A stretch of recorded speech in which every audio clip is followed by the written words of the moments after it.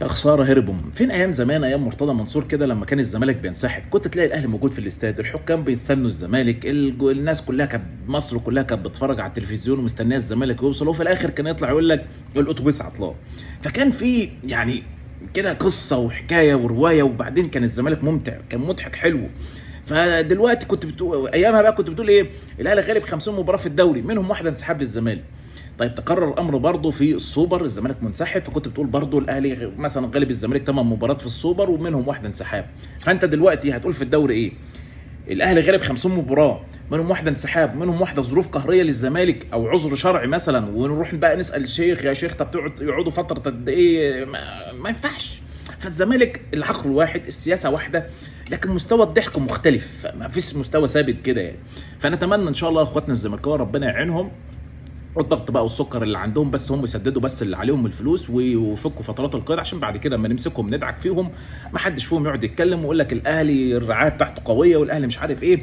ما هو ده السبب. فترجع تقول برضه يا اهلي الاهلي نعمه، الاهلي يا اخي غير، الاهلي غير. فنقدر نقول مباراه جات لنا من دهب ان احنا نرتاح فيها، ان احنا ناخد منها احلى 3 نقاط، وبعدين تاخد بقى الدوري ده تيجي تقول انا كسبت مثلا 38 مباراه منهم واحده ظروف قهريه كانت للزمالك او كان عنده عذر شرعي، فهتفضل تذكار حلو من اخواتنا الزملكاويه، او الدرع ده يفضل غالي علينا يعني. فان شاء الله نقدر ان احنا نعوض بقى فرق ال6 نقاط دول مع بيراميدز، وفرق المواجهات المباشره اللي هتبقى بيننا وبينهم مباراتين تمسك فيهم تدعكهم، بص تورمهم.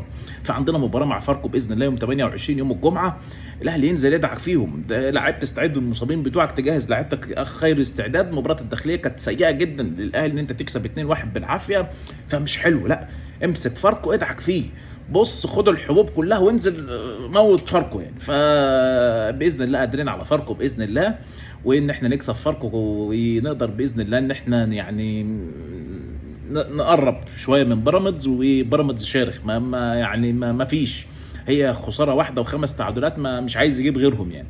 فانا نامل ان شاء الله بيراميدز يتعثر في اي مباراه، بص الضغط كله هيبقى على بيراميدز يعني باذن الله. فكلنا خير بقى، وكلنا منتظرين من عم كولر يعني تجهيز حلو للعيبه، عايزين ناخد الدوري يا عم كولر.